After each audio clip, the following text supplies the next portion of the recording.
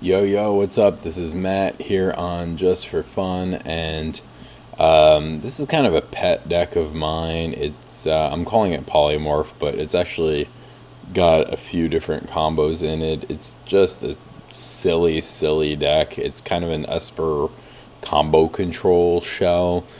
It's not optimized, I'd say. I've been messing with it a lot to try to get how I like it at least. And yeah, there are possibly some better choices, but I'm having a lot of fun with it. And the cool thing about it is there's a lot you can do with it, right? So 25 land, which is a lot for modern, but it's a control deck and it's pretty mana hungry.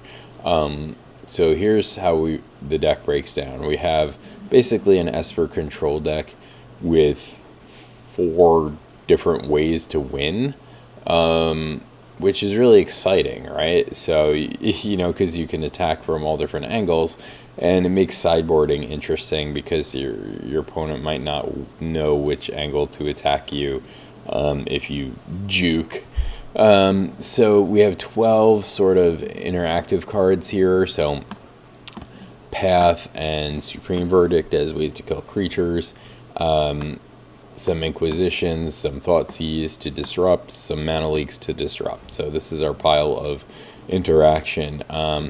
This pile is a combo. So if you've never seen this before, how this works is Thopter Foundry, sack an artifact, create a 1/1 flyer, gain a life. Sword of the Meek, whenever you get a 1/1 flyer, return it from your graveyard to the battlefield and equip it.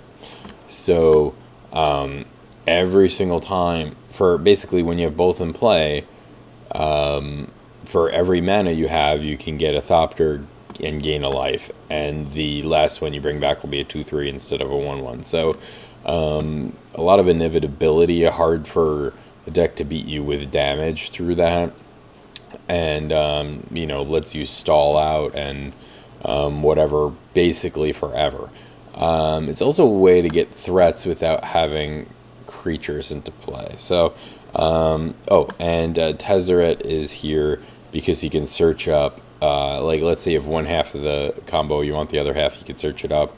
Or you can actually put him in play, -2, and the next turn, -2 for the other half. So, great way to search up the combo. It works really well. Aside from that, he really doesn't do anything in the deck, so that's why I'm down to 1 on him, and I've pretty frequently board him out. So these are a bunch of token makers. Timely is great. It's really easy to set up in this deck because we don't play any actual creatures, and we do a lot of damage to ourselves with our mana base, so pretty easy to set this up to be good. Lingering Souls, just excellent value. So we can win with Thopter Sword. We can win just with these tokens. Lingering Souls can win the game on its own, believe me. And then we've got pile of Planeswalkers here just for fun, really. Jace, Medium Jace, and Little Jace there to draw cards. Dovenbon there to draw cards. Sorin there to draw cards. All of these things kind of double as extra win cons, just ways to get lots of advantage.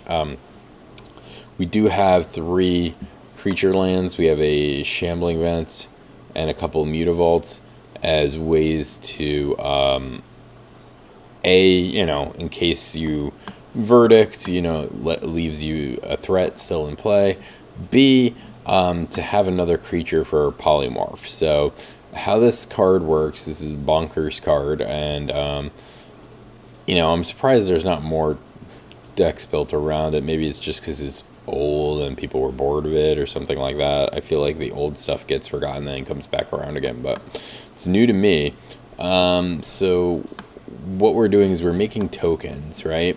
And we're using our manlands, and since we don't actually have any creatures in our deck, whenever we polymorph, we're automatically going to hit Emrakul, because Emrakul is the only creature in the deck.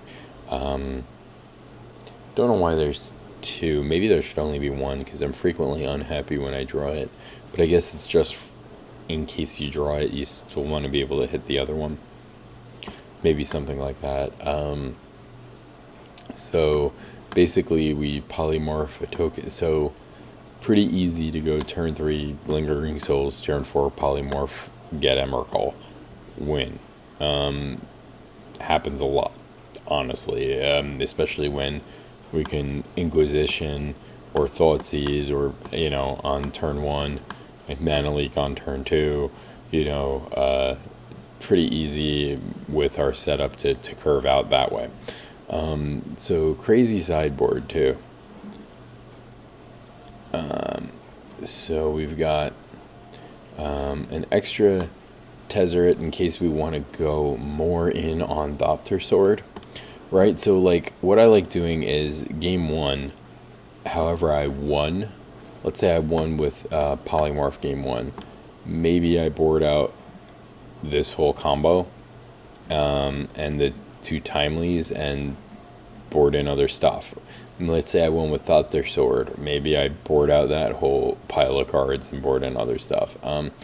Or maybe I board out the Emrakuls for either Elish Norn or Iona because they're like lights out against certain decks. And sometimes Emrakul, like against Burn, for example, you could cheat Emrakul and still lose, right? Because they just ignore it and bolt you before it's, because you don't get the extra turn when you polymorph it into play.